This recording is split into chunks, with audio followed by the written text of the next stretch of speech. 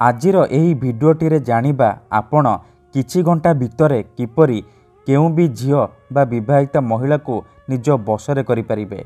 एही वशीकरण करिबा पई आपनकु किछि भी मंत्रतंत्र करिबाकू पड़िबनी किंबा किछि भी पैसा खर्च करिबाकू पड़िबनी। आपण बिना मंत्र बिना तंत्र बिना किछि पैसा खर्च करी निज पसंदर झियो को पटई परिबे। विवाहिता महिला ठारू निजर मन मुताबक काम हासिल करि परिबे। केवल आपनकु 2टा लवंग आउ कला सूतार आवश्यक।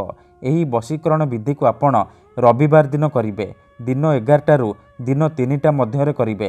प्रथमे आपण कोन करिवे 2टा लवंग आउ कला सूता साहाय्य रे आपण गोटिए माळ तैयारी करिवे। तापरे से माळ को निजर डाहाण हाथ रे किंबा निजर बेकरे आपण बांधिबे। 24 घंटा पाई आपण सेमती बांधिकी रखिबे।